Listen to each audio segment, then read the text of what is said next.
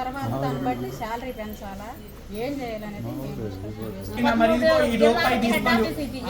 ఇన్ని ఒక నెల రోజులు సెలవు పెట్టినా కూడా ఒక 10 రోజులు కూడా సెలవు కలపని కాంట్రాక్ట్ సార్ ఇది. అలాంటి దాంట్లో పని చేస్తున్నాం. మా పొట్టగుట్టి కోసమే కదా నెలకి 10,000 కోసం మేము వస్తున్నాము. దాంట్లో కూడా మేము చాలా అంటే చాలా ఇబ్బంది పడుతున్నాం. దయచేసి మాకు హౌస్ సర్చింగ్ కింద తీసుకొని మాకు న్యాయం జరగమని కోరుతున్నాం సార్. ఇది ఒక్కటే మేము అబ్బాస్ కింద తీసుకొని మాకు బడి భద్రత కావాలి, మాకు శాలరీస్ పెరగాలని అడిగాము. అడిగిన తర్వాత సరే పేర్నాని గారి దగ్గరికి వెళ్ళి కలిసాము, మాట్లాడాము. సీఎం సార్ గెస్ట్ హౌస్ జిల్లా కలెక్టర్ గారు వచ్చారు, కమిషనర్ గారు వచ్చారు, అడిషనల్ కమిషనర్ గారు రామ్ సుబ్బయ్య గారు, ప్రతి ఒక్కళ్ళు వచ్చారు సార్. మాట్లాడాము. మీకు ఈ నెల లోపల మీకు కాంట్రాక్ట్ కింద తీసుకొని మీకు అబ్కాస్ కింద తీసుకుంటాము, మీకు శాలరీస్ పెంచామమ్మా, మీకు 18,000 చేశామని కూడా వాళ్ళ నోట్లో నుంచే మాకు అన్నారు. ఇవాళ 5 నెలలు అయింది, ఏం లేదు. ఇదిగో అడుగుతుంటేనేమో పేసీల్లోకి వెళ్ళి బయటికి నడుతున్నారు. ఇక్కడ పరిపాలన ఇక్కడే ఉంది. ఇక్కడ నుంచి మాకు పని భద్రత కోసం మేము అడుగుతున్నాం, కానీ ఇంకేం మేము రౌడీజం ఉండేది మేము చేయట్లేదు కదా సార్. మీరేం చేద్దాం అనుకుంటున్నారు? మేము ఏం చేయాలని కాదు, రిక్వెస్ట్గా అడుగుకుంటున్నాం సార్, న్యాయం చేయండి మాకు అని. ఎక్కడైతే కష్టపడుతున్నావో ఇదే సచివాలయంలో వాళ్ళు నెల కష్టపడితే మాకు 10,000 సార్ వచ్చేది. మేము ఇక్కడ ప్రతి ఒక్క దాంట్లో మంచి చెడు మొత్తం పనిచేస్తున్నాము. అదే మాకు రోగం వస్తే లక్షలు అవుతున్నాయి సార్. మేము ఎంత బాధపడుతున్నామో మాకు తెలుసు. పిల్లల్ని వదిలేసి అందరిని వదిలేసి 8ంటికి వచ్చి 5 దాకా ఎంత పని చేస్తున్నామో మాకు తెలుసు. ప్రతి ఒక్కటి బయట కూడా సరే, ప్రతి ఒక్క పని మేమే చేస్తుంది, వాష్రూములతో సహా. ఎంత గలీజ్గా ఉన్న బయట వాష్రూములు, మాకు రోగాలు వస్తే మేమే చూసుకుంటాం. ఏది లేదు మాకు పని భద్రత అనేది. కాంట్రాక్ట్ తరఫున కానీ మాకు ఏదీ లేదు సార్. ఎంత బాధపడుతున్నామో మాకు తెలుసు. బాత్రూంలో పడి మా వర్కర్ ఒకతను ఇక్కడ పనిచేసే వాళ్ళు కూడా వాష్రూమ్లో పడ్డా కూడా మాకు సంబంధం లేదు అనే మాటే మాట్లాడుతున్నారు, కానీ మిగతా ఏమీ లేదు. అలాంటి టైం కూడా మాకు మేము ఎప్పుడు ఎవరిని అడగలేదు. కానీ మరి ఈ విధంగా కూడా మాకు న్యాయం లేకపోతే మరి మేమేం చేయాలి? మేము కోరుకుంటున్నాం అంటే మమ్మల్ని ఆఫ్కాస్లో తీసుకొని ప్రతి నెల పెరిగిన దానికి అనుకూలంగా జీతాలు, ప్రతి నెల 5వ తారీఖు శాలరీ. మేము అంతకుమించి ఎక్కువ మామూలుగా మాకు మన ఏం చెప్తారంటే మిమ్మల్ని ఆఫ్కాస్లో తీసుకుంటే మీకు వచ్చే పథకాలు పోతాయి అన్నారు. దానికి కూడా ఇష్టపడ్డాం, ఎందుకంటే మాకు పని భద్రత ఉండాలి. వచ్చాయి ఒకటియో పోతే మాకు అనవసరం సార్, మాకు పని భద్రత ఉంటే చాలు అన్నాం. మాకు పని భద్రతే మరి ముఖ్యంగా కావాల్సింది. మేము ఇక్కడ నుంచి ఏమి కోరుకోవట్లేదు, ఎక్కువ ఆశించడానికి కూడా మా దగ్గర ఏం లేదు.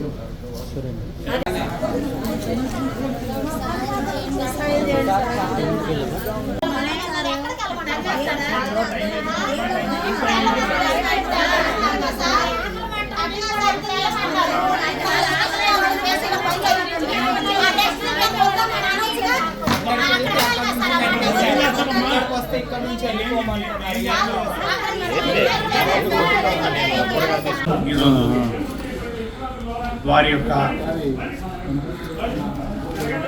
వర్కింగ్ కండిషన్ సంబంధించి డిమాండ్స్ ఏవైతే ఉన్నాయో వాటి మీద చర్చించడం జరిగింది. గ్రూప్ మినిస్టర్స్లో ఈరోజు మంత్రివర్యులు విద్యాశాఖ మంత్రులు శ్రీ సత్యనారాయణ గారు, ప్రభుత్వ సలహా మంత్రి సజ్జల రామకృష్ణారెడ్డి గారు, మరి అట్లాగే వివిధ శాఖలకు సంబంధించిన అధికారులను కూడా వివిధ యూనియన్స్ ఎవరైతే ఉన్నారో సమ్మెలో అందరితో కూడా ఈరోజు చర్చలు జరపడం జరిగింది. చర్చలు చాలా సంతృప్తికరంగా, ముఖ్యంగా యూనియన్ వారి ఆశించిన స్థాయి మేరకు ప్రభుత్వం కూడా అనేక విషయాల మీద అనుకూలంగా స్పందించి కొన్ని సమస్యలను అప్పటికప్పుడే పరిష్కరించడం, మరికొన్ని వాటి మీద చర్చించడం జరిగింది.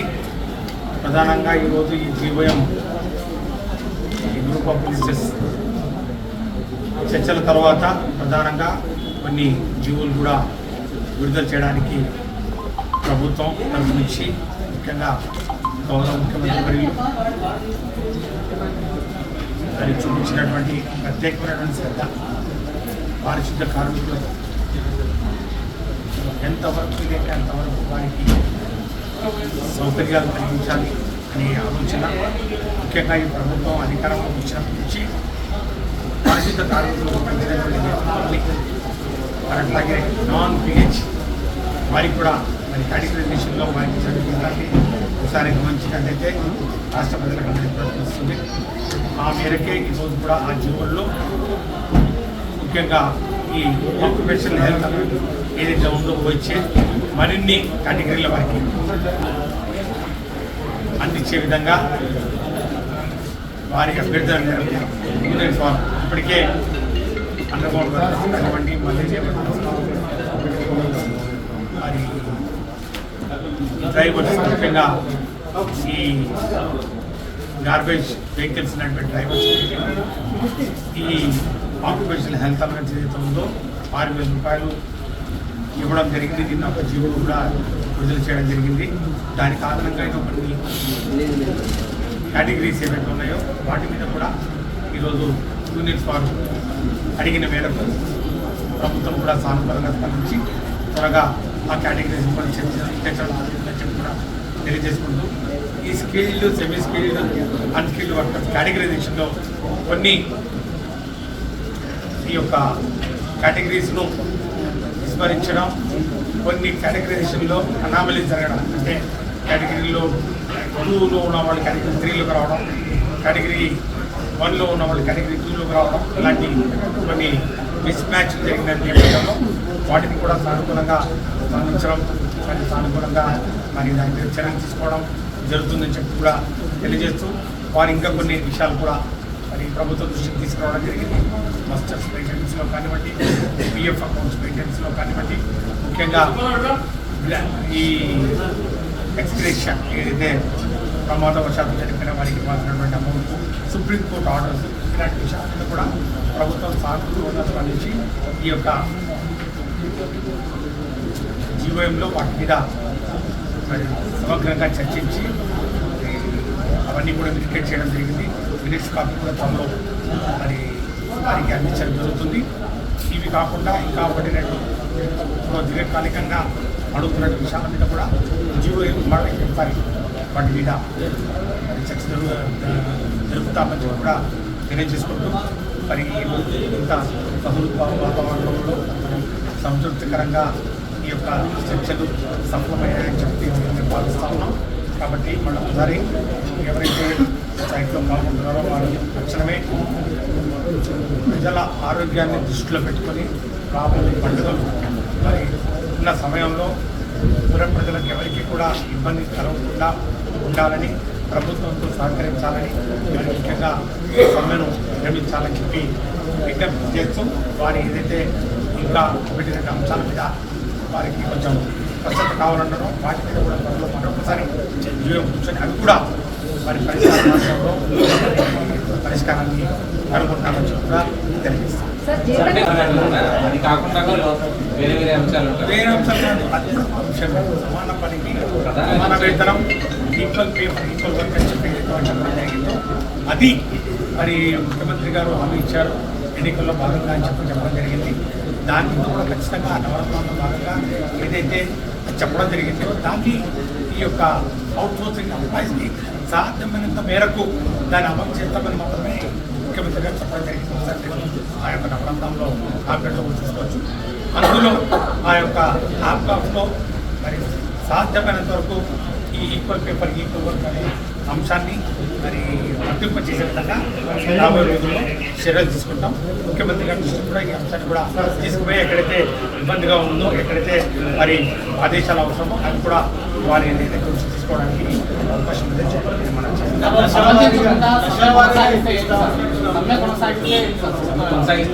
సమ్మె విరమించాలని చెప్పి భావిస్తూ ఉన్నాం. అయినా కూడా ఎక్కడ కూడా ప్రజలకు సౌకర్యం కలిగించకుండా ఏ రోజు కాకపోతే ఉన్నాం. సుమారు 40-45 పైచులకు మున్సిపాలిటీల్లో సమ్మె జరగడం లేదు. కేవలం 50 మున్సిపాలిటీలోనే కొన్ని, అంటే దాంట్లో కూడా అప్ టు ఒక 15 మున్సిపాలిటీ వరకు లెస్ దాన్ 40-50% మాత్రమే మరి వాళ్ళ సమ్మెలో పాల్గొంటున్నారు. ఏదేమైనప్పటికీ కూడా ప్రత్యామ్నాయ ఏర్పాట్లు చేశాం. ఆధారంగా సిబ్బందిని కూడా తీసుకోవడం జరిగింది. డ్రైవర్స్ను ముఖ్యంగా ట్రాక్టర్స్ వెహికల్స్ కూడా హైరింగ్ తీసుకొని ఎక్కడ కూడా మరి సుమారు 70 నుంచి 70% ఆ యొక్క చెత్త ఏదైతే జనరేట్ అవుతుందో అది డిస్పోజ్ చేస్తా ఉన్నాం.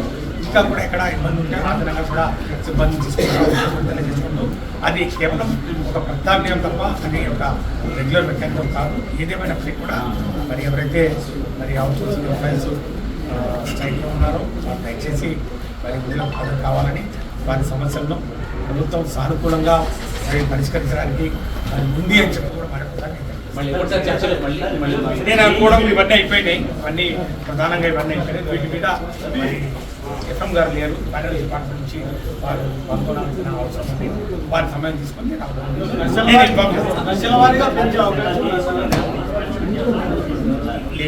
మేము అప్పీల్ చేసాం.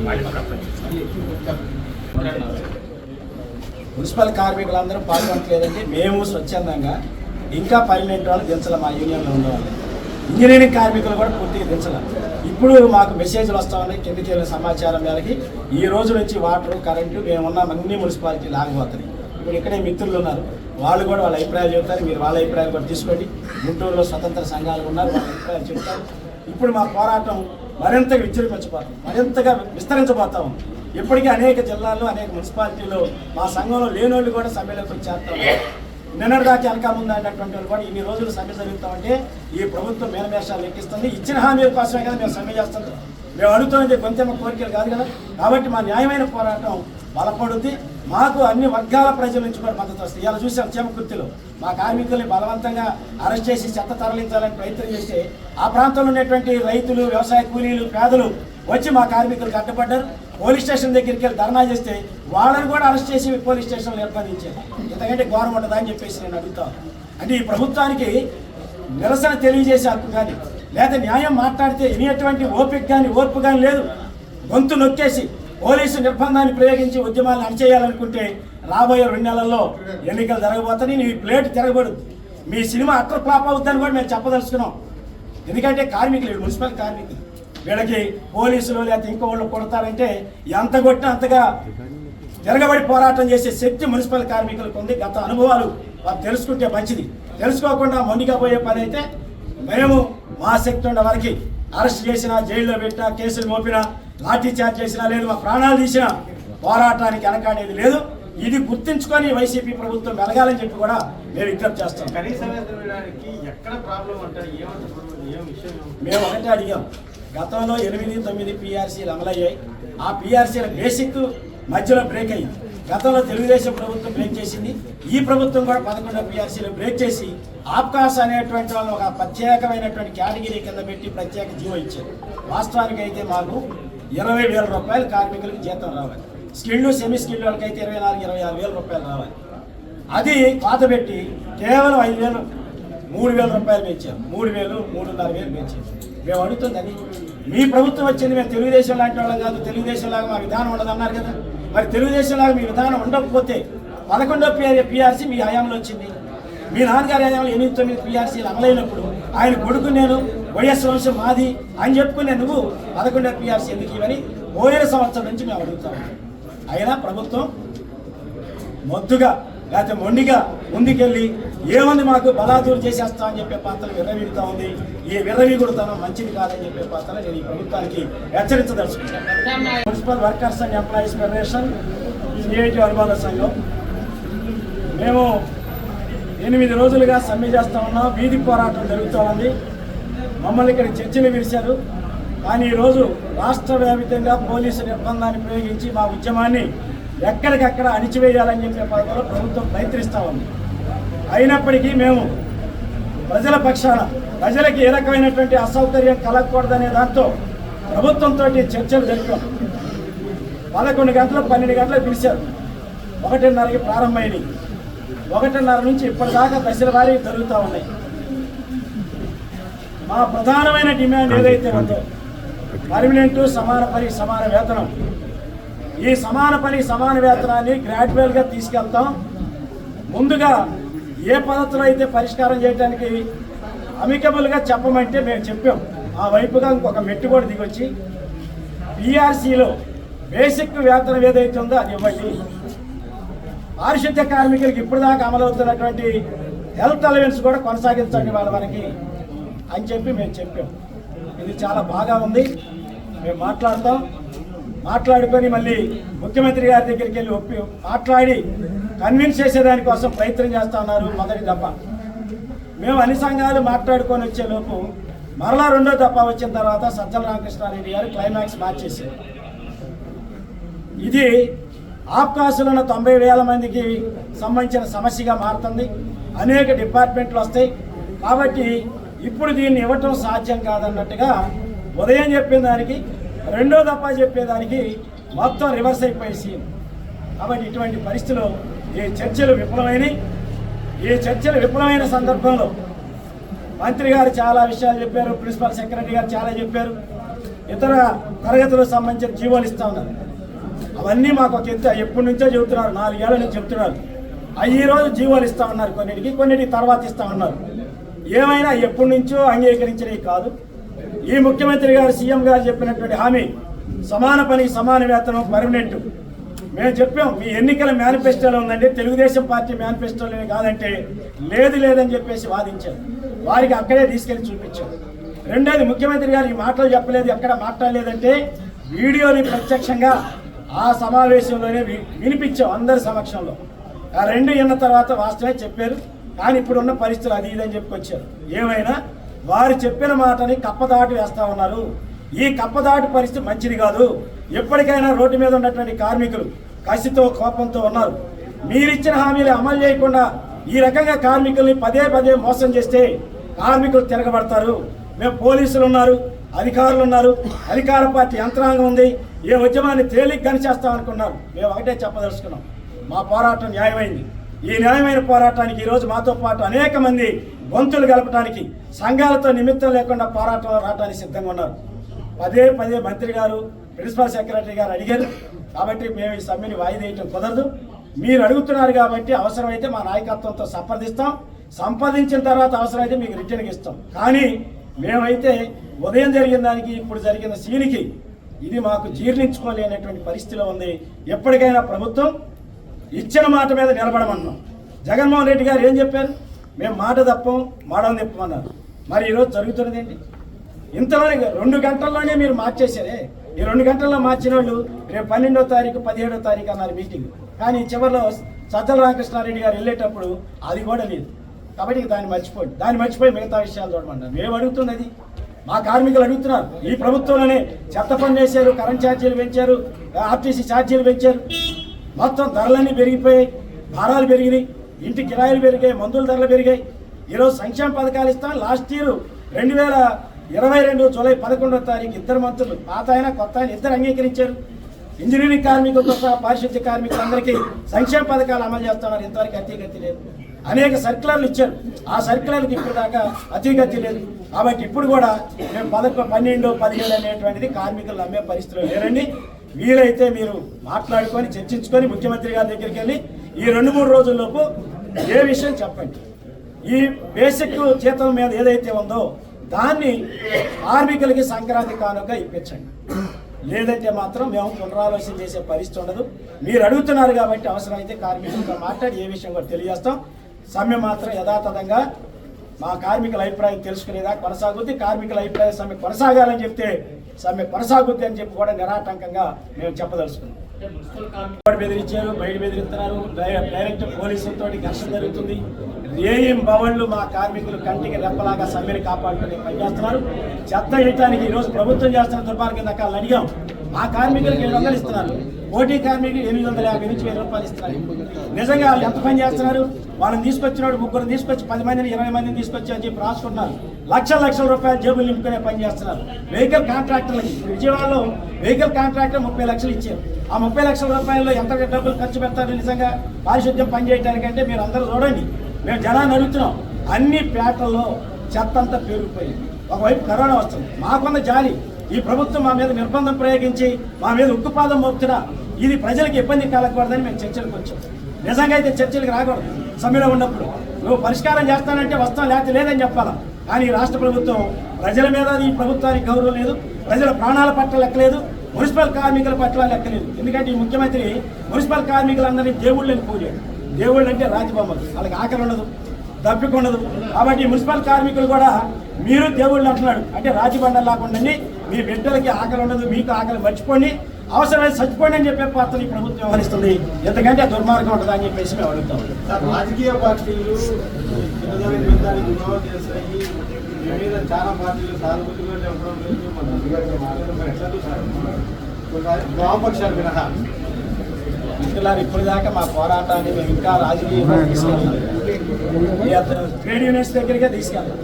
కాబట్టి రేపటి నుంచి ఆ పని పూర్తి చేస్తాం. లక్షల కరపత్రాలు వేసి ప్రజల మద్దతు కోరబోతా ఉన్నాం. ప్రజలు మాకు సానుకూలంగా ఉన్నారు, సానుభూతితో ఉన్నారు. రాజకీయ పార్టీలు ఇవాళ కాకపోతే రేపైనా వస్తారు. ఒకవైపు అంగన్వాడీ పోరాటం జరుగుతుంది, 1,00,000 మంది రోడ్డు మీద ఉన్నారు. సర్వశిక్ష అభియానం రోడ్డు మీద ఉన్నారు 26,000 మంది. ఇప్పుడు మేము 48,000 మంది ఇప్పుడు జట్టు కట్టబోతున్నారు. ఎక్కడన్నా అధికార పార్టీ వాళ్ళు కొద్దిగా గొప్ప ఉండి ఉంటారు, వాళ్ళేమైనా మినహాయిస్తే రేపు ఎల్లుండిలోపు ఈ సమ్మె విస్తరిస్తుంది. ప్రభుత్వం కనుక మా మీద కేసులు పెట్టి ఈ ఉద్యమాన్ని అనసాలనుకుంటే మాత్రం ఈ ప్రభుత్వం తరం కాదని కూడా నేను చెప్పదలుచుకున్నాను. మరిన్ని వీడియోస్ కోసం ఛానల్ ని సబ్స్క్రైబ్ చేయండి, లేటెస్ట్ అప్డేట్స్ కోసం వాట్సాప్ ఛానల్ ని ఫాలో చేయండి అండ్ లింక్ డిస్క్రిప్షన్ లో ఉంది.